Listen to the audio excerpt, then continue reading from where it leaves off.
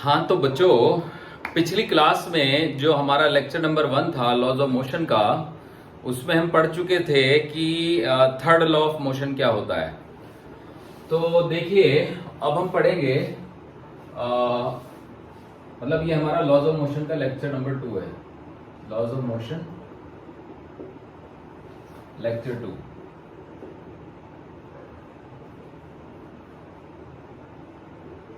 ऊपर ही लिख देता हूं मैं ताकि ये दिखता रहे। ठीक है, थोड़ा नीचे लिखना पड़ेगा। Laws of motion lecture 2। ठीक है, अब दिख रहा है।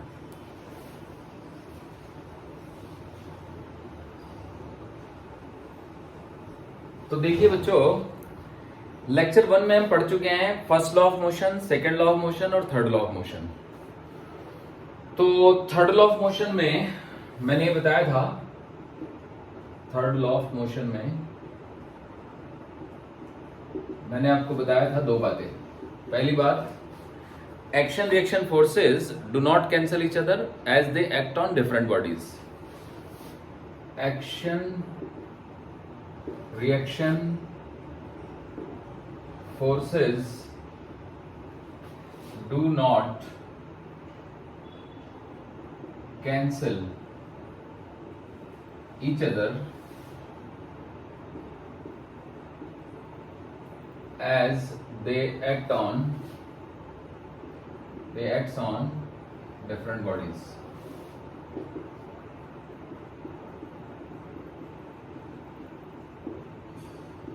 फॉर एग्जाम्पल, अगर मैं इस दीवार को पुश करूं, ऐसे देख रहे हो बच्चों, तो दीवार मुझे पुश करेगी। अब मैं एक अलग पर्सन हूं और दीवार एक अलग एंटिटी है।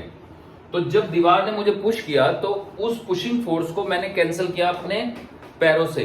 मैंने अपने पैरों को ऐसे एडजस्ट किया ताकि मेरे पैरों में फ्रिक्शन ज्यादा से ज्यादा डेवलप हो जाए। अगर मैं अपने पैरों को दीवार से चिपका के और फोर्स लगाऊं तो फिर मुझे बैक जाना पड़ेगा, समझे? तो कहने का मतलब स्पष्ट है कि आप ऐसा नहीं कर सकते हो कि मतलब दीवार के ऊपर जो मैं फोर्स लगा रहा हूं उसको बैलेंस करने के लिए दीवार दूसरी दीवारों से जुड़ी हुई है और वो दीवारें जो है जमीन में धसी हुई है, तो वो अलग चीज है। मैं दीवार मेरे ऊपर फोर्स लगाएगी तो उसको मैंने अपने पैरों से यहाँ पे फ्रिक्शन डेवलप करके उसको काउंटर किया। और दूसरी बात ये होती है कि जो एक्शन रिएक्शन फोर्सेस होते हैं वो साइमल्टेनियसली प्ले में आते हैं, मतलब अलग अलग बॉडीज पे लगते हैं and play comes into play simultaneously. Action and reaction forces comes into play simultaneously.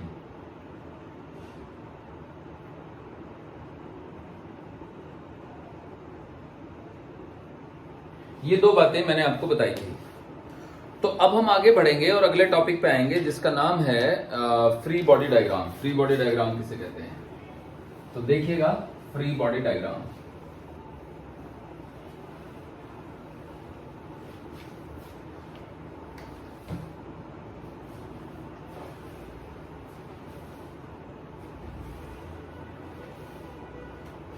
देखो बच्चों, फ्री बॉडी डायग्राम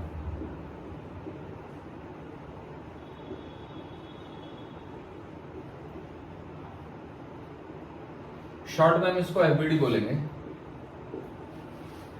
तो एफबीडी का मतलब है कि फ्री बॉडी डायग्राम का मतलब है कि एक ऐसा डायग्राम जिसमें हम किसी बॉडी पे एक्ट करने वाले सभी फोर्सेस को शो करते हैं। और diagram showing all the forces acting on a body. अब यहां पे अगर हमने एक बॉडी के बारे में बात करी है तो उस बॉडी, और अदरवाइज तो सिस्टम। और सिस्टम का मतलब it may be collection of 2, 3 और मोर बॉडीज। बट शर्त यह है कि सिस्टम हम उसको ले सकते हैं जिनमें बॉडीज के एक्सेलेरेशन इक्वल हो। मतलब ये नहीं कि दो अलग बॉडीज हैं, एक बॉडी का एक्सेलरेशन लेफ्ट की तरफ है और दूसरी का ऊपर की तरफ है, ऐसे कोई सिस्टम नहीं लिया जा सकता। सिस्टम उन्हीं को लिया जा सकता है जिनमें सभी का एक्सेलरेशन इक्वल हो। इसके बारे में मैं बताऊंगा आपको। तो अब मैं दो एग्जांपल सबसे सिंपल वाले लेता हूं, देखिएगा। ये एक टेबल है और ये टेबल किसी फ्लोर पे रखी है, ये फ्लोर है और ये टेबल है। इस टेबल पे एक ब्लॉक रखा हुआ है, एम मास, एनी ब्लॉक। सही है बच्चों? तो इसके अलावा ये एक ब्लॉक यहां पे टंगा हुआ है, एनी ब्लॉक। ये छत है, समझे ना, रूफ, और ये स्ट्रिंग है। अब ध्यान दीजिएगा कि ये भी एम मास का है।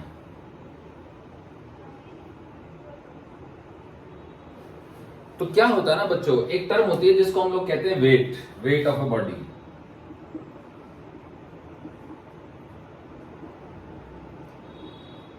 अगर किसी बॉडी का मास m है, if m is mass of a body,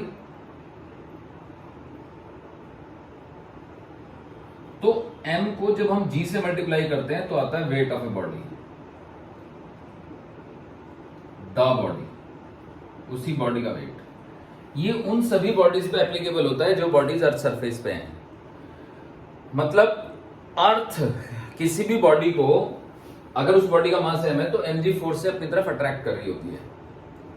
अब ये कैसे आया, इसको मैं समझाता हूं आपको, देखिएगा जरा, पहले यही समझ लेते हैं, है ना। देखो, दो तरीके से समझ सकते हैं हम इसको, है ना, इस बात को। तो ये मैं हटा रहा हूं। पहला तरीका समझने का ये है, देखिएगा। मान लीजिए कि ये फ्लोर है और ये एक स्टोन है, डेंस स्टोन। इसको अगर हम यहां से गिरा देते हैं तो इसका जो एक्सेलरेशन है ना, वो मान लो हमने नापा, वो g आया डाउनवर्ड। तो इसको हम g को बोलते हैं एक्सेलरेशन ड्यू टू ग्रेविटी।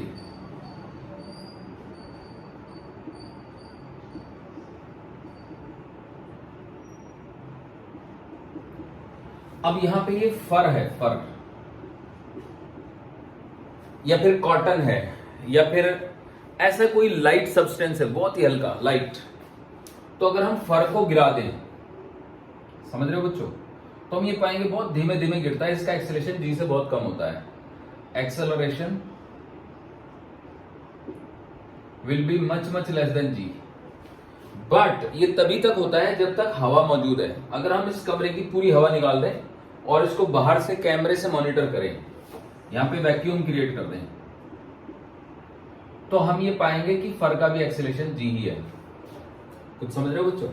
मतलब A इज इक्वल टू जी, और ये एक्सेलरेशन हुआ, और जी का नाम है वही acceleration due to gravity, acceleration of fur. ये भी जी आ गया, समझ रहे हो ना बच्चों? और ये एक्सेलरेशन ऑफ स्टोन है ना।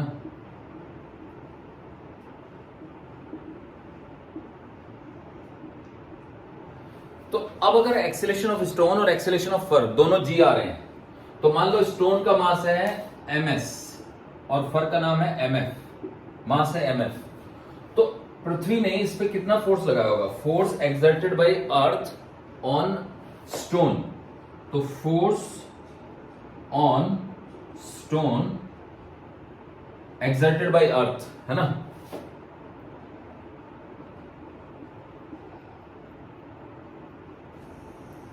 तो हो जाएगा mass of stone into g. Force exerted by, force on fur exerted by earth हो जाएगा मास ऑफ फर इंटू जी, है ना, कैपिटल एफ है। अब अगर हमारे पास कोई भी बॉडी हुई, तो यहां पे जब हम मास फोर्स निकाल रहे हैं स्टोन पे, तो हम स्टोन का मास ले रहे हैं, फर पे निकाल रहे हैं तो फर का मास ले रहे हैं। तो अगर किसी बॉडी का मास m है, if m be mass of a body,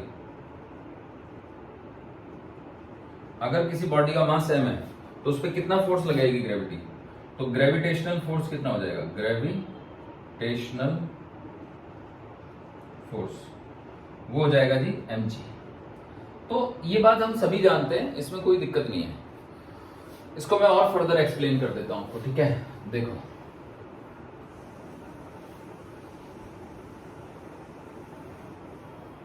मान लो यही चीज है, इसको हम ब्रॉडर व्यू में देखते हैं, ठीक है। ये ब्रॉडर व्यू है, तो ये स्टोन आपने यहां से गिरा दिया, ये स्टोन है, stone of mass m, small m मास ले लेते हैं स्टोन का, और ये कोई बहुत ज्यादा हाइट नहीं है, 100 मीटर के करीब हाइट है। तो अर्थ की रेडियस तो आपको पता ही है कितनी है, 6400 किलोमीटर RE, और मास ऑफ अर्थ है me। अब अर्थ और ग्रेविटी के बीच में एक फोर्स डेवलप होगा, ये ऐसे F, और इसका रिएक्शन ऐसे है, क्योंकि ये दोनों एक दूसरे को अट्रैक्ट करेंगे। तो जो F है उसकी वैल्यू होगी m इंटू में कैपिटल M इंटू में capital G by R square. जानते ना बच्चों, G m by R square आपने पढ़ा होगा छोटी क्लासेस में, ग्रेविटेशनल फोर्स का फॉर्मूला है। तो अब अगर मैं फोर्स जानता हूं, ठीक है, तो मैं इसका एक्सेलेरेशन निकालना चाहता हूं, तो एक्सेलेरेशन हो जाएगा फोर्स अपॉन मास। तो एक्सेलेरेशन आ जाएगा आपका, अगर मैं इसको छोटे m से डिवाइड करूंगा तो capital M into G by R square, ये एक्सेलेरेशन आ गया। अब आप देख सकते हो ये यहीं पे तो लिखा हुआ है, तो बस फोर्स कितना हो गया, इस लाइन को यहाँ पे ले आता हूँ, तो मैं F की वैल्यू क्या बन गई, तो इसको तो मैंने G लिख ही दिया ना, M into G by R square, तो स्मॉल m इंटू जी। तो अब आप देख सकते हो कि जो पत्थर मैं यहाँ से 100 मीटर 200 मीटर 300 मीटर से गिरा रहा हूँ, ये इसलिए ज्यादा हाइट नहीं ले रहा हूँ, क्योंकि अगर ज्यादा हाइट हो गई तो जो डिस्टेंस अर्थ के सेंटर से बदल जाएगी और फोर्स बदल जाएगा। मान लो हम अर्थ के बराबर रेडियस ले लें, तो फिर ये आ रही है और ये भी आ रही है, तो डिस्टेंस दुगनी हो जाएगी। तो जब यहाँ पे डिस्टेंस हम दुगनी डाल देंगे, है ना, एम ई, तो ये एम ई हो गया और ये आर ई हो गया। तो डिस्टेंस अगर हम दुगनी डाल देंगे तो ये फोर्स एक चौथाई रह जाएगा, तो एक्सेलरेशन ड्यू टू ग्रेविटी एक चौथाई हो जाएगा। लेकिन हमें जितने भी एक्सपेरिमेंट करने हैं वो अर्थ सरफेस पे ही करने हैं, तो इसलिए एक्सेलरेशन ड्यू टू ग्रेविटी हमें अर्थ सरफेस का ही लेना है। ये भी टेबल जो है ना, ये छत जो है वो सरफेस पे ही है, ऐसा कोई बहुत ऊंचाई पे नहीं लेगा हम इसको। तो मुझे लगता है ये कॉन्सेप्ट आप समझ गए कि ये फोर्स यानी ग्रेविटी फोर्स और उसकी रिएक्शन अर्थ की सेंटर पे, क्योंकि एक्शन रिएक्शन पेयर बनते हैं हमेशा, ठीक है। तो अब देखो कॉन्सेप्ट तो हमारा ये था ना कि हमें इसका एफबीडी बनाना था। तो पहले हम यहां वाला बनाते हैं, तो एफबीडी ऑफ ब्लॉक है ना, एफबीडी ऑफ द ब्लॉक। तो देखो ब्लॉक का एफबीडी बनाएंगे तो कैसे बनाएंगे। तो सबसे पहले तो ये ब्लॉक बना दिया हमने एम मास का, तो इस पे नीचे को mg फोर्स तो दिखा नहीं है, जो मैंने अभी आपको एक्सप्लेन किया कि दुनिया की कोई भी चीज हो जिसका मास m है तो अर्थ उसको एक mg फोर्स से नीचे की तरफ खींच ही रही होती है। समझ रहे हो बच्चों।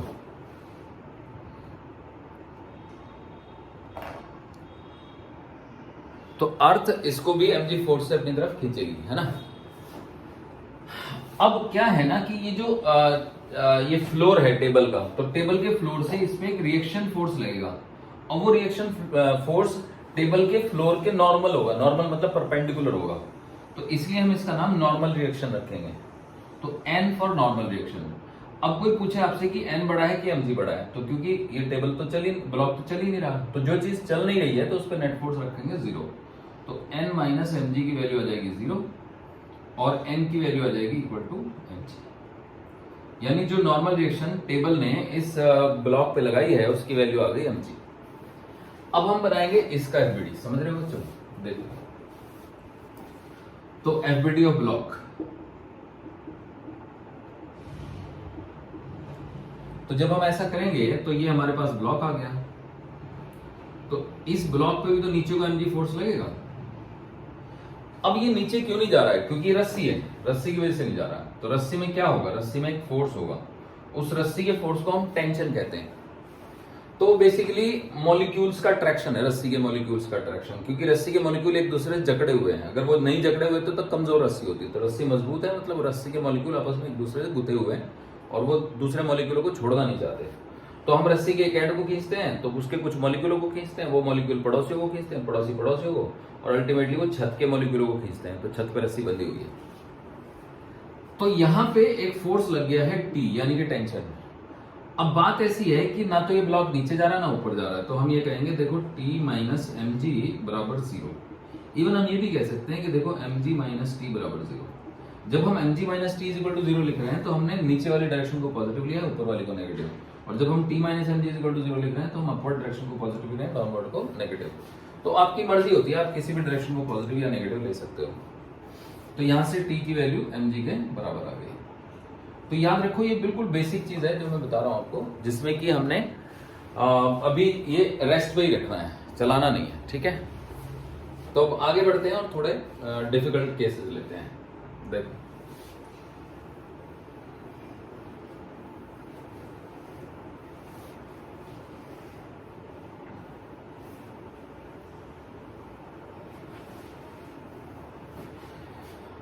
अब जो केस मैं ले रहा हूं वो है ये, देखिएगा ये टेबल है और ये एक ब्लॉक है, इसका नाम B है, ये M2 मास का है, और ये एक और ब्लॉक है, इसका नाम A है और ये M1 मास का है। तो हमें इसमें FBD बनाना है A का और B का, ठीक है। तो देखो सबसे पहले बनाते हैं हम FBD ऑफ A। तो जब हम A का FBD बनाएंगे तो ये A हो गया हमारा M1 मास का, ठीक है।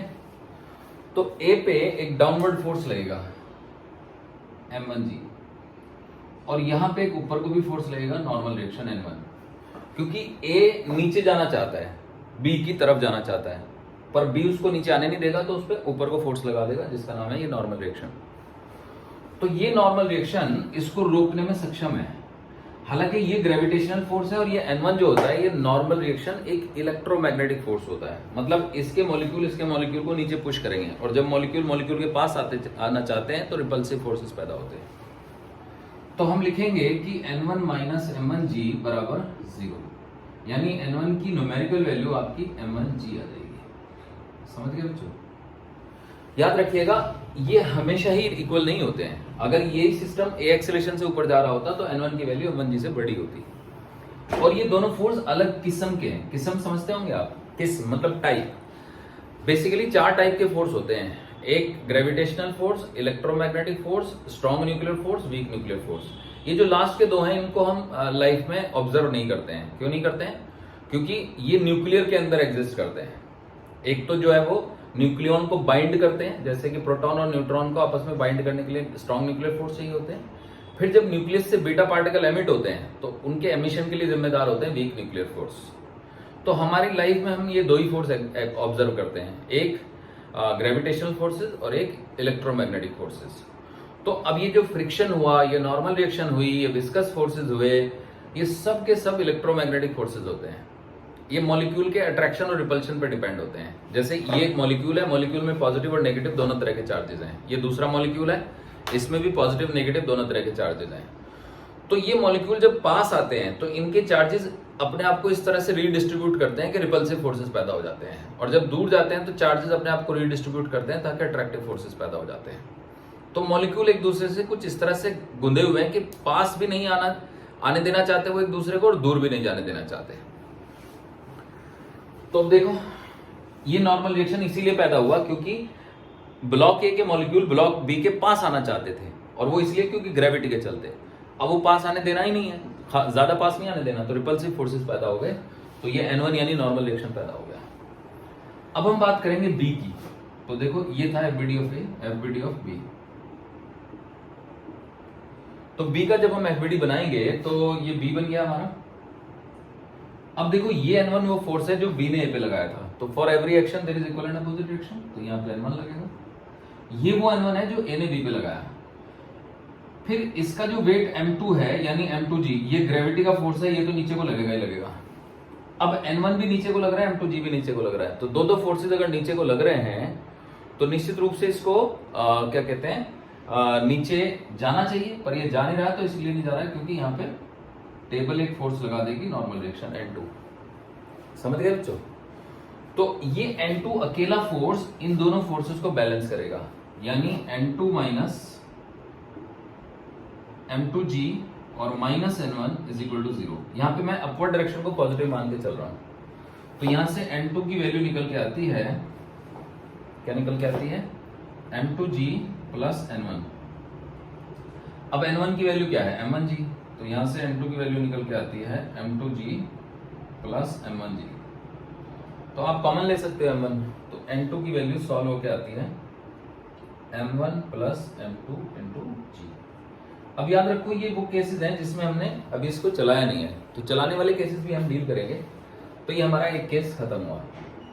अब ऐसे ही यहाँ पे एक ब्लॉक है, ये मान लो इसका नाम B है, इसका मास m2 है, और उसके नीचे टंगा हुआ है एक और ब्लॉक और इसका नाम A है और मास m1 है। तो दो ब्लॉक कॉन्जिक्यूटिवली दो रस्सियों से बंधे हुए हैं, ठीक है। तो अब फिर से हमें यहाँ पे A का FBD बनाना है, FBD ऑफ A। तो देखिएगा ये A है हमारा जिसका मास m1 है, तो इस पे m1 जी नीचे को लगेगा। अब ये नीचे जा क्यों रहा, नीचे से कोई इसको नॉर्मल रिएक्शन नहीं लग रही है, क्यों? क्योंकि नीचे तो हवा है, तो हवा कोई नॉर्मल रिएक्शन थोड़ा ही लगा सकती है। इसमें तो क्या है कि A के नीचे B है तो B ने एक नॉर्मल रिएक्शन लगाई, B के ऊपर भी एक सरफेस नीचे भी सरफेस, तो दो तरफ सरफेस है तो दो नॉर्मल रिएक्शन B ने फील करी। इसमें क्या है, इसके बेचारे नीचे तो कुछ है ही नहीं, तो कोई नॉर्मल रिएक्शन नहीं फील नहीं करेगा। पर इसके ऊपर रस्सी है, तो रस्सी सिर्फ पुल कर सकती है, तो ये इसको T1 फोर्स से ऊपर पुल करेगी, तो ये T1 फोर्स से रस्सी इसको ऊपर पुल करेगी। तो अब ये इसका नेट एक्सीलरेशन तो जीरो ही है, तो हम कहेंगे T1 minus m1g is equal to 0, तो जिससे T1 की न्यूमेरिकल वैल्यू m1g के बराबर आ जाएगी। ये हमारा गेन हो गया। अब हम B का FBD बनाएंगे, देखिएगा। तो अब FBD ऑफ B, तो B पे हम सबसे पहले ये एक फोर्स दिखा देते हैं m2g सबसे पहले। तो अब B के नीचे एक रस्सी है और इस रस्सी ने A को इधर खींचा, तो जाहिर सी बात है ऊपर खींचा, तो रस्सी जो है वो है ना, रस्सी B को नीचे खींचेगी क्योंकि T1 है ना, रस्सी दोनों तरफ से पुल करेगी। मतलब रस्सी को अगर दोनों तरफ से पुल किया जाएगा तभी वो टाइट होगी, और अगर उसको दोनों तरफ से पुल किया जा रहा है तो वो भी दोनों चीजों को पुल करेगी। मतलब रस्सी M2 को नीचे पुल करेगी T1 फोर्स से। अब यहां पे भी कोई ना कोई टेंशन होगी, मान लो T2, तो ये T2 फोर्स से ऊपर पुल करेगी। T1 भी नीचे है, M2G भी नीचे है, तो ये दोनों नीचे हैं, तो T2 ही तो बैलेंस करेगा इन दोनों को ले दे के। तो हम ये कहेंगे T2 अकेले में से अगर आप T1 और M2G को माइनस करो तो आपको मिलेगा 0।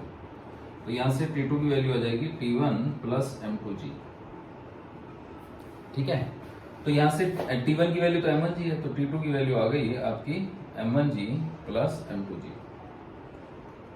तो यहां से T2 की वैल्यू आ गई M1 plus M2 into G। सही दिख रहा है। तो इस तरह से हमने ये जान लिया कि कैसे हम FBD बनाएंगे रुके हुए ब्लॉक का। तो ये ब्लॉक हमारा रुका हुआ है, स्टेशनरी ब्लॉक है, इसलिए इसका एक्सीलरेशन 0 है। तो अब हम आगे के केस जो स्टडी करेंगे उसमें चलते हुए ब्लॉक को भी स्टडी करेंगे। तो इसको आप नोट कर लीजिए, स्क्रीनशॉट ले लीजिए। ये इसका मास m2 है और ये B है। बस एक बात नोट कर लीजिएगा, A के नीचे कोई छू रहा है, मतलब सरफेस टच हो रही है, तो वहां से नॉर्मल रिएक्शन मिल रही है। B के ऊपर भी छू रहा है कोई, B के ऊपर A छू रहा है उसको, और B के नीचे उसको टेबल छू रही है, तो वहां से छूना मतलब टच, टच मतलब कॉन्टैक्ट, कॉन्टैक्ट मतलब कॉन्टैक्ट फोर्स। तो जहां जहां पे कॉन्टैक्ट होगा वहां पे कॉन्टैक्ट फोर्स डेवलप होंगे। तो A के ऊपर जो कॉन्टैक्ट फोर्स डेवलप हुआ है वो नॉर्मल रिएक्शन है, नीचे जो डेवलप B के ऊपर जो डेवलप हुआ है वो नॉर्मल रिएक्शन N1 है, और नीचे जो डेवलप हुआ है नॉर्मल रिएक्शन N2 है।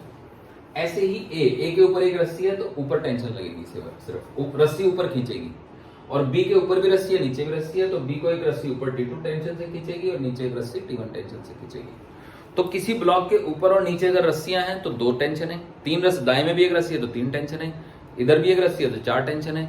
और एक ब्लॉक के दाएं बाएं अगर मतलब कांटेक्ट हो रहे हैं, और कांटेक्ट का मतलब पुशिंग कांटेक्ट, ये ऐसे नहीं होगा कि जैसे ये दो ब्लॉक एक दूसरे को टच करके रखे हुए हैं, तो ये जरूरी नहीं है कि एक दूसरे पे नॉर्मल रिएक्शन लगाएंगे, समझ गए बच्चों।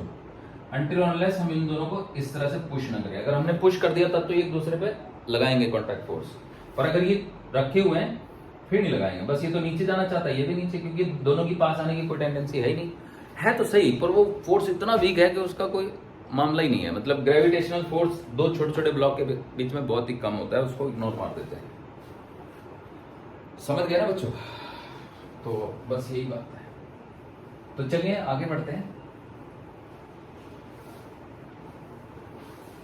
और एक केस और लेते हैं।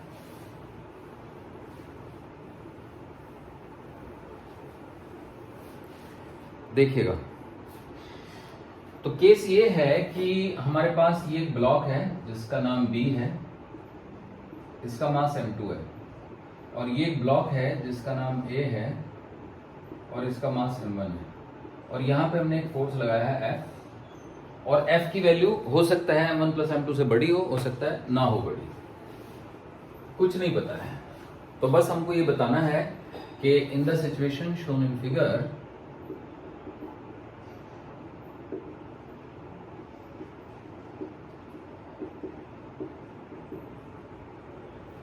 calculate tension in the string connecting A and B। A और B को कनेक्ट करने वाली रस्सी में कितनी टेंशन होगी वो बताना है आपको, ठीक है बच्चों। तो देखिएगा अब क्योंकि हमको ये नहीं पता कि F m1 प्लस m2 से बड़ा है या छोटा है, पर हम अपने मन से मान लेते हैं कि मान लो ये बड़ा है और ये पूरा सिस्टम A एक्सेलरेशन से ऊपर जा रहा है, मान लिया बच्चों। तो ये हमने मान लिया है, let both A and B moves up with a constant acceleration A। अब अगर फोर्स कांस्टेंट है तो एक्सेलरेशन भी कांस्टेंट ही होगा।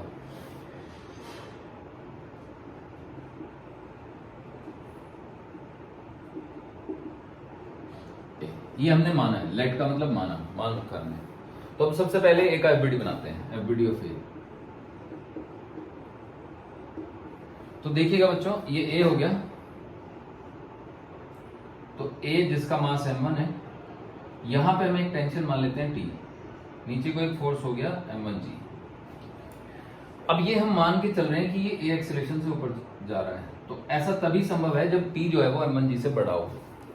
तो अब हमारा यहाँ पे प्ले में आएगा सेकंड लॉ, न्यूटन का सेकंड लॉ।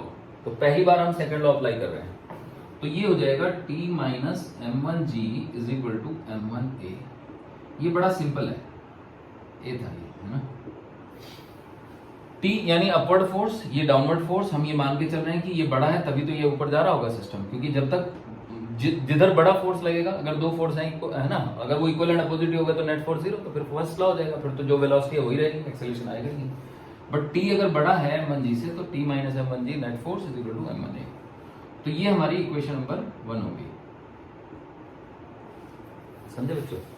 अब हम बात करेंगे एफबीडी ऑफ बी की, FBD of B, block B. तो जैसे कि आप देख सकते हो कि बी पे का मास m2 है, तो इस पे नीचे को एक m2g तो लगेगा ही लगेगा, ऊपर इस पे फोर्स F लग ही रहा है, पर B इस रस्सी से जुड़ा हुआ है। तो ये रस्सी अगर यहाँ पे टेंशन T दे रही है तो यहाँ पे भी T देगी, मतलब रस्सी नीचे है तो नीचे खींचेगी।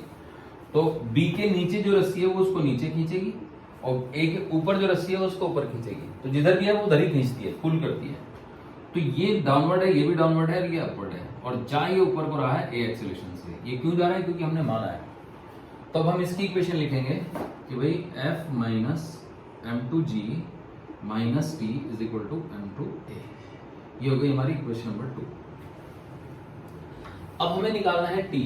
तो हम क्या कर सकते हैं कि हम इसको m2 से डिवाइड कर देते हैं। तो ये हो जाएगा F by m2 minus g minus T by m2, है ना, minus T by m2 is equal to a।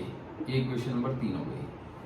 ऐसे इसको भी m1 से डिवाइड कर दो, तो T by m1 minus G is equal to a। ये इक्वेशन नंबर 4 हो गई। अब देखो 4 की राइट हैंड साइड a है और इधर 3 की भी राइट हैंड साइड a है, समझ रहे हैं ना। तो कुल मिला के आप यही कहोगे कि सर, ऐसा लिख देता हूँ, ये 3 हो गई और ये 4 हो गई, थोड़ा नीचे लिख देता हूँ कहीं ऐसा ना लगे।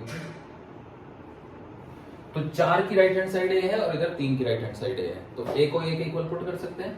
तो फ्रॉम 3 एंड 4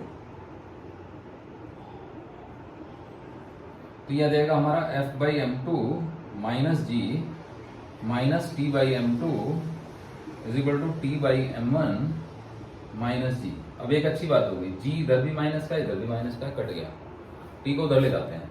तो F by m2 is equal to T by m2 plus T by m1। Okay, तो एक काम करते हैं, m1 m2 से मल्टीप्लाई कर देते हैं दोनों तरफ। तो अगर m1 m2 से मल्टीप्लाई करेंगे तो ये हो जाएगा m1f, और m1 m2 से मल्टीप्लाई किया है तो ये m1t हो गया और ये m2t हो गया। तो टी हम कॉमन ले सकते हैं, तो टी अगर कॉमन ले लेंगे तो ये हो जाएगा m1f is equal to m1 plus m2 into T. और इसी इक्वेशन को थोड़ा ढंग से लिख देंगे, यहाँ पे देखा काफी है, तो हमारा टी आ जाएगा m1f by m1 plus m2। और मजेदार बात यह है कि टी जो है वो ग्रेविटी से इंडिपेंडेंट है, तो ये काफी अच्छा क्वेश्चन हमने कर लिया। ठीक है बच्चों, तो T is independent to gravity. I hope आप लोग समझ गए। ठीक है, तो ये नोट कर लीजिए। चलिए अब हम एक सवाल और करेंगे। ठीक है, देखो इसको आप नोट कर लो फटाफट।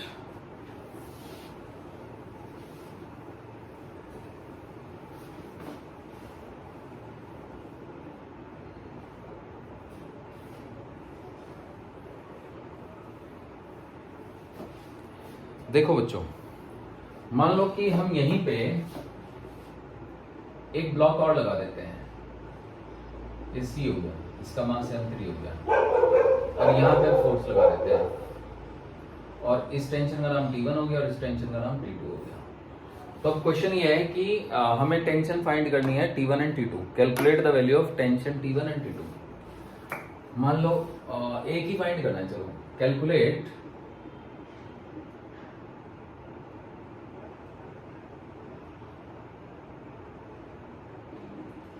tension in the string connecting B and C।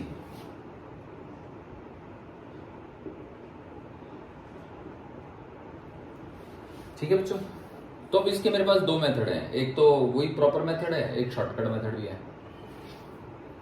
तो पहले मैं प्रॉपर मेथड बता देता हूं। देखो प्रॉपर मेथड ये है कि हम ए और बी का एफबीडी बनाते हैं, ए का एफबीडी बनाते हैं, एफबीडी ऑफ ए।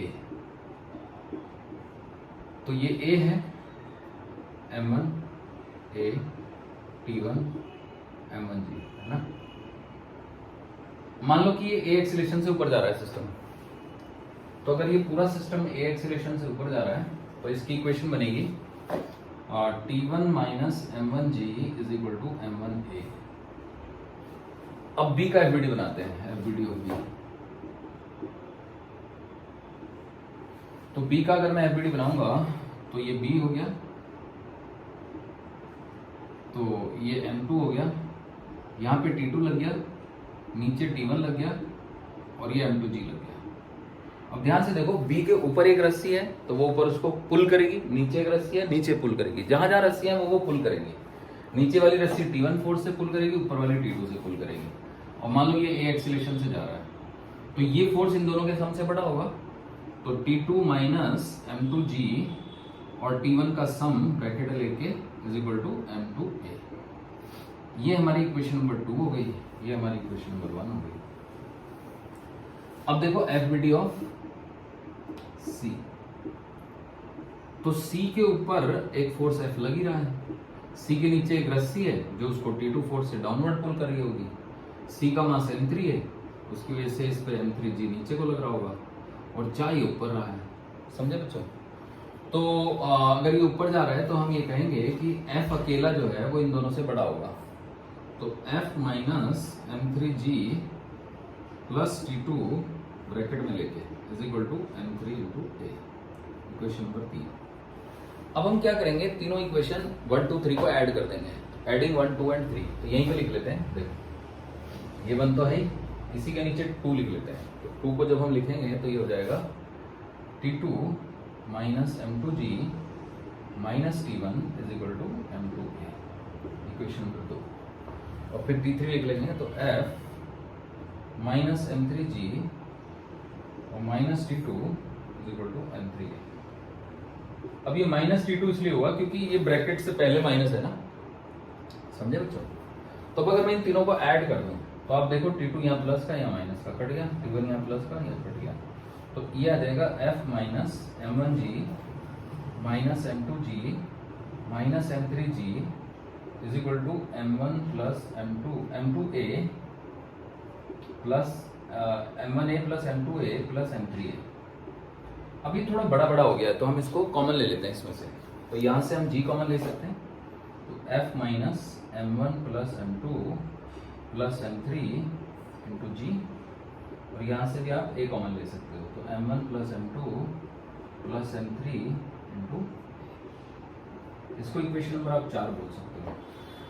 अब जो 4 नंबर इक्वेशन है इसको हम डिवाइड कर देते हैं m1 plus m2 plus m3 से, तो बन जाएगी ये 5 नंबर इक्वेशन, यानी कि f by m1 plus m2 plus m3 से अगर मैं डिवाइड कर दूं तो ये 5 नंबर इक्वेशन बन जाती है।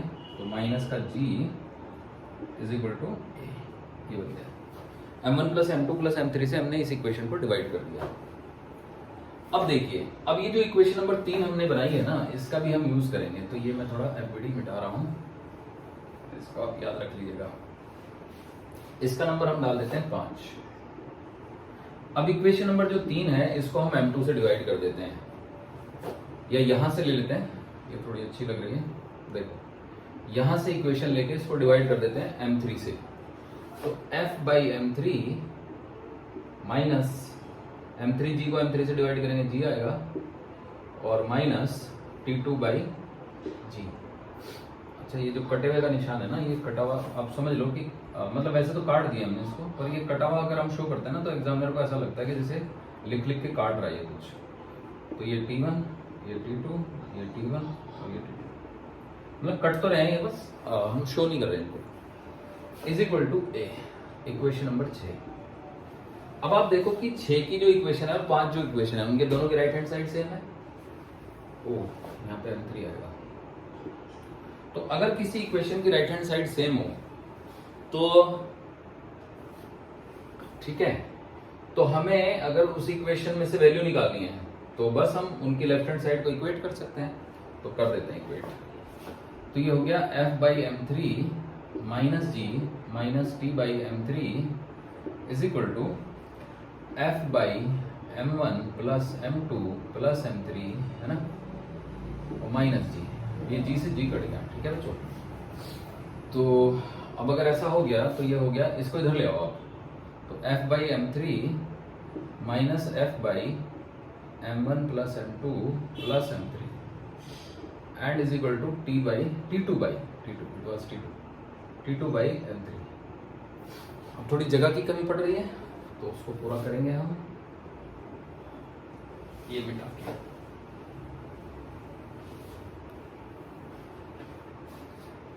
तो देखो अब यहाँ पे क्या एलसीएम आ सकता है, तो यहाँ पे एलसीएम वही आएगा m3 इंटू में, या m3 से पूरी इक्वेशन को मल्टीप्लाई कर दो। m3 से मल्टीप्लाई कर देंगे अगर हम, तो f कॉमन ले लो, f कॉमन, m3 से मल्टीप्लाई करो पहले, तो f minus m3 into F divided by m1 plus m2 plus m3 is equal to t2। Okay बच्चों, अब थोड़ा आसान लगेगा।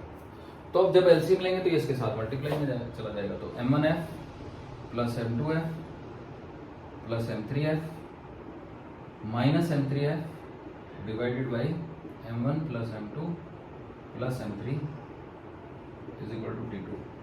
ऐसा, अब देखो m3f कट गया, तो यहाँ से क्या आंसर बना, तो यहाँ से आंसर बना t2 इज इक्वल टू, देखो m1 plus m2 f common ले लेंगे, तो m1 प्लस m2 और f आ गया कॉमन, तो divide by m1 plus m2 plus m3। ये हो गया जी आपका आंसर। तो आप कहोगे सर ये काफी बड़ा हो गया, तो क्या इसका कोई छोटा मेथड है? तो आंसर है यस, एक मेथड है इसका छोटा। तो देखिए मैं इसका छोटा मेथड बताता हूँ, शॉर्टकट मेथड कह सकते हैं आप उसको। ठीक है, तो देखो बताता हूँ मैं। तो बच्चों छोटा मेथड ये है कि हम सिस्टम की तरह से ट्रीट करेंगे। तो पहले तो हम ए, बी और सी इन तीनों को एक सिस्टम मान लेते हैं, taking A, B and C as system, taking A, B and C as system. तो अगर मैंने इन तीनों को ही सिस्टम मान लिया, तो जब हम किसी चीज को सिस्टम मानते हैं तो उनके बीच के जो फोर्स होते हैं ना वो नेग्लिजिबल हो जाते हैं, वो कंसिडर नहीं किए जाते, नेग्लिजिबल नहीं। मतलब जब मैंने ए बी और सी तीनों को एक सिस्टम मान लिया तो इसके अंदर के कंपोनेंट जो एक दूसरे पे फोर्स लगा रहे हैं उनको नहीं लेना है। तो कौन लगा रहा है? ए बी पे लगा रहा है T1 है ना, और बी ए पे T1 लगा रहा है, सी बी पे T2 लगा रहा है और बी सी पे T2 लगा रहा है। तो T1 T2 अंदरूनी फोर्सेज हो जाएंगे। तो अब हम ए बी और सी को तीनों को एक डॉट से रिप्रेजेंट कर सकते हैं, क्योंकि जब हम ए का एफबीडी बना रहे थे तो ए के अंदर भी तो लाखों करोड़ों अरबों मॉलिक्यूल थे ना, तो वो भी तो आपस में एक दूसरे पे फोर्स लगा रहे थे, तो उनको तो हमने नहीं लिया था। तो ठीक वैसे ही जब हम ए का एफबीडी बना रहे थे तो ए के अंदर के मॉलिक्यूल जो एक दूसरे पे फोर्स लगा रहे थे उनको हमने नहीं लिया था। अब हम ए बी और सी को एक सिस्टम मान के एफबीडी बना रहे हैं, तो ए बी पे क्या फोर्स लगा रहा है, बी सी पे क्या लगा रहा है, वो बेमतलब हो गया, क्योंकि वो बाहरी फोर्स बन गए। क्योंकि ए बी सी को तीनों को हम एक साथ स्टडी कर रहे हैं, हमारे लिए तीनों एक सिंगल एंटिटी है। तो अभी सिंगल एंटिटी का वेट हो गया हमारा m1 plus m2 plus m3 into g, और यहाँ पे एक फोर्स लग गया है। तो F अकेला फोर्स इसको ऊपर लेके जा रहा है A एक्सेलरेशन से, ये तो हमने माना ही था। तो F minus m1 plus m2 plus m3 into G is equal to m1 plus m2 plus m3 into A। तो अब आप कहेंगे कि सर ये तो वही इक्वेशन आ गई जो तीनों को ऐड करके आती थी, तो ये तो मजेदार बात है। तो अगर मैं m1 plus m2 plus m3 से इसको डिवाइड कर दूं, मान लो ये इक्वेशन नंबर 1 है, तो ये बन जाएगी f by m1 plus m2 plus m3 minus G is equal to a। Equation number 2 लिख देते हैं इसे। अब आगे हम क्या करेंगे, ध्यान से देखिएगा। तो हमने सोचा कि क्यों ना a और b को एक सिस्टम मान लें, तो taking a and b as a system, taking तो आए नहीं, taking A and B as a system. तो अगर हम A और B को एक सिस्टम ले लें, तो अगर मैंने A और B को एक सिस्टम ले लिया तो ये A और B हो गया। तो अब याद रखिएगा A और B के बीच में जो लगने वाला फोर्स है ना, कौन सा फोर्स, T1, वो इंटरनल फोर्स हुआ, T2 नहीं हुआ, क्योंकि T2 तो वो फोर्स है जो C ने B पे लगाया, तो C तो मेरे सिस्टम के बाहर है। तो अब यहाँ पे मैं T2 शो करूंगा बच्चों, और इसका जो वेट है वो मैं लगाऊंगा m1 plus m2 into g, और मैं T1 के बारे में बात ही नहीं करूंगा क्योंकि वो अंदरूनी फोर्स हो गया। अंदरूनी तो हम नहीं बोलते, हम इंटरनल बोलते हैं इंग्लिश में। तो देखो अब ये भी तो A एक्सेलरेशन से ऊपर जा रहा है, तो हम लिखेंगे T2 minus m1 plus m2 into G is equal to m1 plus m2 into A। ये हो गई इक्वेशन नंबर 3। अब इसी को m1 प्लस m2 से डिवाइड कर दो, तो ये हो जाएगा T2 divide by m1 plus m2 minus G is equal to A। ये हो गई इक्वेशन नंबर 4।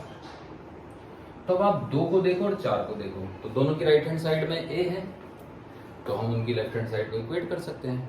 तो फ्रॉम 2 एंड 4, तो यहां पे लिखता हूं मैं फ्रॉम 2 एंड 4।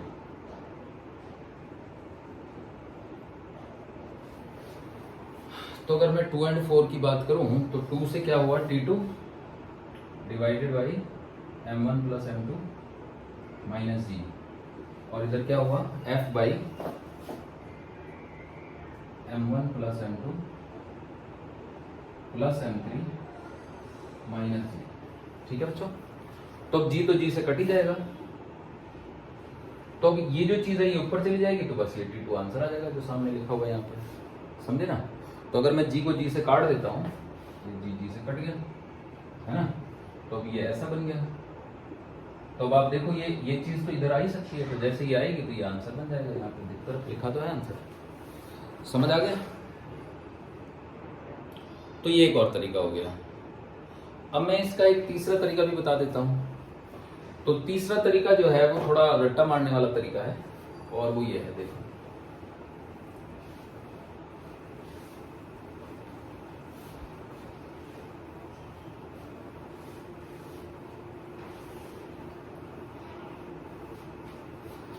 तीसरा तरीका ये है, जैसे ये हमारा A था जिसका मास m1 था, और ये B था, है ना, इसका मास m2 था, और यहां पे फोर्स F था। तो यहां पे जो टेंशन थी ना उसका एक फॉर्मूला था, T इज इक्वल टू नीचे वाला mass divided by total mass into F, याद है, ऐसे था। तो अब हम क्या करेंगे ना, बी और ए को एक सिंगल ब्लॉक मान लेंगे मेंटली। तो ये ए एंड बी का एक सिंगल ब्लॉक हो गया जिसका मास m1 प्लस m2 हो गया, और ये हमारा सी हो गया, सी का मास m3 हो गया। और अगर हम इसको F फोर्स से खींच रहे हैं ऊपर, तो यहाँ पे जो टेंशन है इसका नाम हम T2 रखेंगे, फॉर्मूला ये वाला लगाएंगे, नीचे वाला mass divide by total mass into में टोटल फोर्स। तो ये T2 का फॉर्मूला आ जाएगा हमारे पास, नीचे वाला मास यानी कि m1 plus m2 divide by total mass m1 plus m2, जो कि एक सिंगल मास की तरह से ट्रीट किया जा रहा है, उसमें m3 जोड़ो, फर्क कुछ नहीं पड़ रहा, और इनटू टोटल फोर्स से मल्टीप्लाई कर दो, आगे हुई। तो ये वाला फार्मूला भी हम यूज कर सकते हैं। अब मान लो एग्जामिनर हमसे कहता है कि नहीं भाई, अब आप एक काम करो, बी और सी के बीच में नहीं बल्कि ए और बी के बीच में टेंशन बताओ कितनी है। तो बिटवीन ए एंड बी, तो अगर आपको ऐसा करना है कि ए और बी के बीच टेंशन बतानी है, तो फिर आप क्या करो कि इन दोनों को एक सिंगल ब्लॉक की तरह से ट्रीट करो। तो ये एक सिंगल ब्लॉक हो गया, ठीक है, तो इसका मास हो गया m2 प्लस m3, ये B एंड C का सिस्टम हो गया सिंगल ब्लॉक, और ये आपका A हो गया, इसका मास m1 है, और फोर्स तो ये F ही लग रहा है। तो अब यहाँ पे टेंशन का नाम तो आप T1 ही रखोगे। तो फॉर्मूला क्या है, नीचे वाला मास डिवाइड बाई टोटल मास है ना, तो नीचे वाला मास है m1 और टोटल मास है m1 plus m2 plus m3, और इन टू में कर देंगे आप F, तो वो आ जाएगा T1। ये अच्छा बढ़िया वाला आंसर हो गया, समझ गए बच्चों। अब आप कहो कि नहीं सर प्रॉपर मेथड से कर दो, तो हम प्रॉपर मेथड से भी कर सकते हैं। देखो मेंटली ही हम प्रॉपर मेथड से भी कर सकते हैं इसको। देखो अगर हम प्रॉपर मेथड से इसको कर रहे हैं, तो ये हमारा क्वेश्चन है, इसको हमने मेंटली ऐसे सोच लेना है। जब सोच लिया तो अब हम ये मान लेते हैं कि पूरा सिस्टम ए एक्सीलरेशन से ऊपर जा रहा है, तो इसको लेके कौन जा रहा है ऊपर, F, और रोक कौन रहा है, का वेट।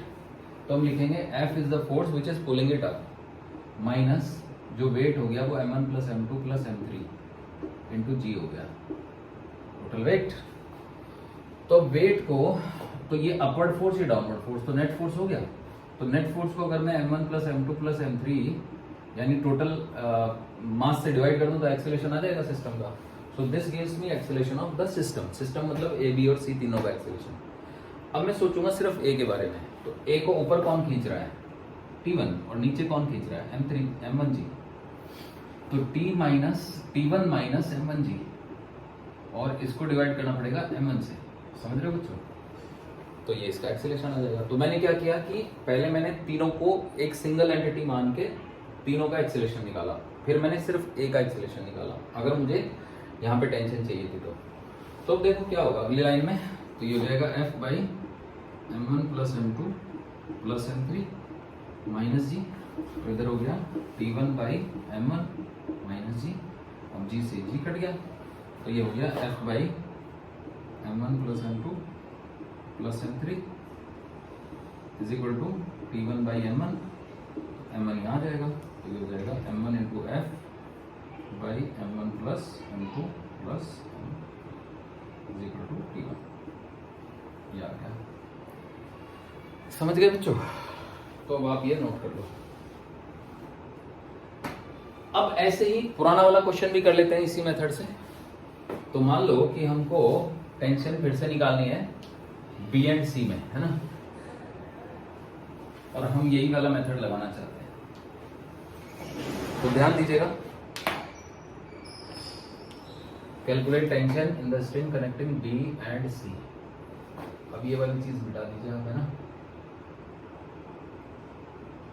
तो क्योंकि बी और सी में टेंशन चाहिए ना, तो आप इसको एक सिंगल एंटिटी मानेंगे, ठीक है बच्चों। तो यहां पे सी एक अलग ब्लॉक बनेगा, ये एफ बनेगा, और ये बनेगा आपका B and C, B and A, जिसका मास हो जाएगा m1 प्लस m2। ओके, अब फिर से यहां पे जो टेंशन है इसका नाम आप T2 रख दीजिए, ठीक है। तो अगर ऐसा आपने कर दिया तो आप लिखेंगे F minus m1 plus m2 plus m3 यानी तीनों का weight into G divided by total mass m1 plus m2 plus m3। ठीक है, तो ये हो गया नेट फोर्स अपॉन में मास, जो कि एक्सेलरेशन होता है। तो ये तीनों का कंबाइंड एक्सेलरेशन हो गया। अब आप इसका एक्सेलरेशन निकालो। याद रखो, अगर इसके बारे में सोचोगे तो यहाँ पे एक वेट लगेगा ना, चलो उसको शो नहीं करते हैं, मेंटली सोचते हैं ना, दिमाग में तो है ही ना हमारे। तो T2 इसको ऊपर खींच रहा है और m1 प्लस m2 इसको नीचे खींच रहा है इंटू जी, और इसका टोटल मास है m1 प्लस m2।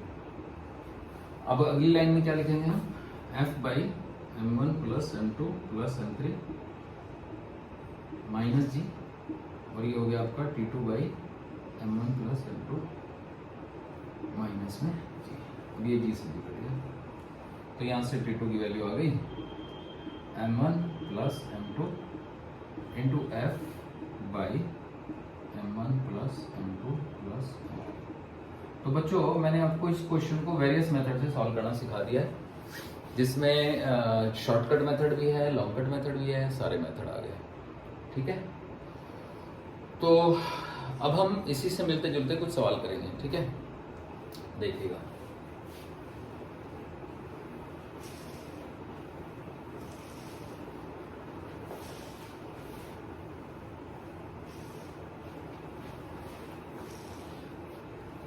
तो सवाल है हमारा ये, मान लो ये एक रोप है,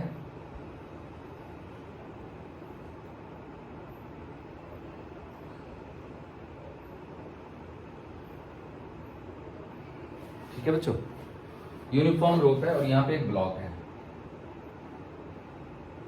ब्लॉक का मास कैपिटल एम है, रोप का मास स्मॉल एम है। Uniform rope of mass small m and length capital L। अब इसको पुल किया जा रहा है एक कांस्टेंट फोर्स F से, और A इसका टॉप पॉइंट है और B इसका बॉटम पॉइंट है, और P कोई पॉइंट है जो ना टॉप है ना बॉटम है, वो एक्चुअली बॉटम से X हाइट पर है। तो क्वेश्चन ये है कि पॉइंट P पे टेंशन कितनी होगी, find tension eight point P, ये क्वेश्चन है। ठीक है बच्चों, पॉइंट P पे टेंशन बताओ कितनी है। तो अब देखो उसकी ट्रिक क्या है, तो ट्रिक से भी कर सकते हैं, लॉन्ग मेथड से भी कर सकते हैं, वैसे भी कर सकते हैं। तो मैं ट्रिक से ही कर देता हूँ। ठीक है, तो देखिएगा, सबसे पहले हम मास निकालेंगे बीपी पोर्शन का, मास ऑफ पोर्शन बीपी। तो ये जो रोप है, इस पूरी रोप का जो मास है वो m है, उसको l से डिवाइड करेंगे तो मास पर यूनिट लेंथ आ जाएगा, और उसको x से मल्टीप्लाई करेंगे तो mass of the portion BP आ जाएगा। इस मेथड को कहते हैं हम लोग यूनिटरी मेथड। और ये मेथड कुछ ऐसा है कि मान लो मैं आपसे कहूं कि भाई जो 5 kg शुगर है वो 150 की है, तो 3 kg बताओ कितने की होगी। तो आप कहोगे कि सर 5 kg अगर 150 की है तो 1 kg 30 की हो गई, तो 3 kg 30 इंटू 3 की हो गई। तो वैसे ही अगर इस L लेंथ की रोप का मास m है, तो इस x लेंथ के पोर्शन का मास बताओ। तो m by L unit length का मास हो गया, उसको x से मल्टीप्लाई कर दिया तो x लेंथ का मास हो गया। तो इसको हम यूनिटरी मेथड कहते हैं। अब मास ऑफ द पोर्शन AP भी निकाल सकते हैं हम लोग, है ना, जरूरत नहीं है वैसे तो। चलो, weight of the portion AP है ना, weight of the portion BP। तो आप कहोगे सर वेट में मास में क्या फर्क है, बस mx/g/l हो जाएगा, g से मल्टीप्लाई कर देंगे। अब देखो एक काम करते हैं, हम इस BP को और इस ब्लॉक को एक सिंगल एंटिटी मान लेते हैं, है ना, और AP को भी एक अलग एंटिटी मान लेते हैं। Mass of portion AP, mass of portion AP, तो वो जाएगा m by L into L minus x, क्योंकि अगर ये लेंथ x है तो ये लेंथ l माइनस एक्स है। समझ रहे हो बच्चों?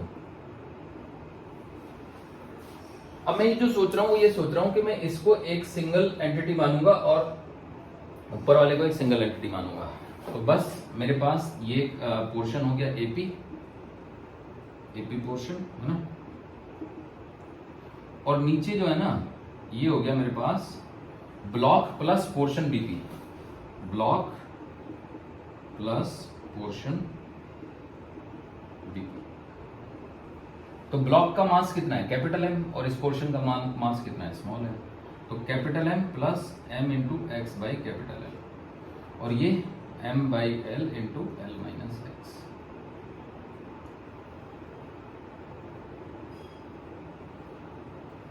M by L into L minus X. Okay, ऐसे हो गया। अब यहां पे तो फोर्स एफ लग ही गया। अब ये तो वही दो ब्लॉक वाला केस बन गया ना बच्चों। तो दो ब्लॉक के केस में मैंने आपको बताया है टेंशन निकल ही जाएगी यहाँ पे, है ना। तो टेंशन आ जाएगी हमारी T इज इक्वल टू ये वाला, है ना, नीचे वाला mass capital M plus small M into X by L divided by total mass. Total mass में आप m प्लस स्मॉल एम ही कर दो, क्योंकि हमें टोटल मास तो पता ही है ना, हम इनको जोड़ेंगे एलसीएम लेंगे तो एल से एल कटेगा, है ना, एक्स से एक्स कटेगा। तो इससे अच्छा क्या है, हमें पता ही है कि इसका मास छोटा है, इसका बड़ा है, तो जब टोटल को जोड़ेंगे तो m प्लस एम ही आएगा इंटू एफ। ये आ गया आंसर। समझे बच्चों। तो अगर आपको ये मेथड याद आ गया तो फिर आप समझो कि इस पॉइंट पर टेंशन निकल गई हमारी। लेकिन अगर आपको फिर से प्रॉपर मेथड लगाना है तो मैं बता देता हूं प्रॉपर मेथड। तो प्रॉपर मेथड यही है कि पहले हम इस एफ को एक सिंगल फोर्स मान के और उस पूरे को सिस्टम मान लेते हैं। तो हम लिखेंगे एफ माइनस छोटा M plus capital M into g, यानी अप्लाइड फोर्स माइनस सिस्टम का वेट डिवाइडेड बाई सिस्टम का mass is equal to system का एक्सेलरेशन। अब हम इस नीचे वाले पोर्शन का एक्सेलरेशन निकाल लेते हैं। तो नीचे वाले पोर्शन पे ये टेंशन ऊपर खींच रही है इसको, और जाहिर सी बात है कि इसका वेट तो यही होगा ना जी से मल्टीप्लाई करके, capital M plus small M into X by L into g. ये वेट लग गया ना यहाँ पे। तो ये हो गया T minus capital M plus M into X by L into g, और इसको आप डिवाइड कर देंगे capital M plus M X by capital L से।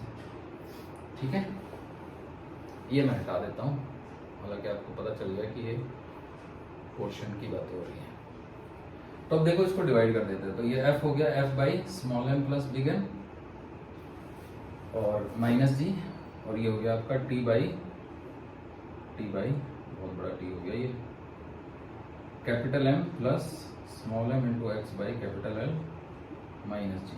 अब ये g से g कट जाएगा, है ना। इस चीज को ले आओ ऊपर, तो यहाँ से t की वैल्यू आ जाएगी capital M plus small M into X by capital L into F by capital M plus small M. ये आ गया हमारा आंसर। ठीक है बच्चों।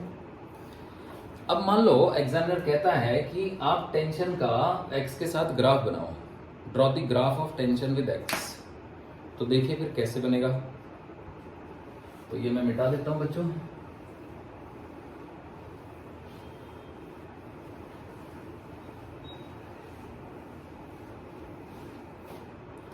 तो यहां पे हमारा टेंशन का फॉर्मूला क्या आया, टेंशन का फॉर्मूला आया capital M plus small M into X by capital L into F by capital M plus small M. ये फॉर्मूला आया हमारा, है ना। ये टेंशन का फॉर्मूला है। ठीक है, अभी तो ठीक चल रहा था। ओके, तो मान लो हमें ग्राफ बनाना है। यहां पे हम x ले रहे हैं और यहां पे हम t ले रहे हैं। तो अगर हम x को रखते हैं 0 for x is equal to 0, x is equal to 0 का मतलब हो गया ये वाला पॉइंट। अब ये पॉइंट है b, तो ये tb आ जाएगा। तो इसमें x को 0 डालते tb आ जाएगा। तो tb इज इक्वल टू आ जाएगा capital m into F by capital m plus small m। ये b का टेंशन आ गया। अब इसमें x को आप l रख देते हो तो a का टेंशन आ जाएगा। तो ये x इज इक्वल टू 0 है, समझ रहे हो। ये x is equal to l है, क्योंकि x की वैल्यू l से बड़ी हो ही नहीं सकती। तो for x is equal to l, तो वो t आ जाएगा बच्चों। तो जैसे ही आप x की जगह l डालोगे तो l से l कट गया, छोटा m प्लस बड़ा m, छोटा m प्लस बड़ा m, तो वो f आ गया। तो इस तरीके से ये वैल्यू हो गई tb की, यानी कि tb, और ये वैल्यू हो गई ta की। तो अब याद रखिएगा, क्योंकि ये t जो है वो x का फंक्शन है, मतलब अगर मैं t का और x का रिलेशन बनाऊं तो कुछ ऐसे से बनेगा। ये tb हो गया, है ना बच्चों। देखो अगर मैं इसकी लाइन बनाऊं ना तो ये ऐसे बनेगा, t is equal to T B plus छोटा m है ना बाई कैपिटल M प्लस छोटा m into L into x.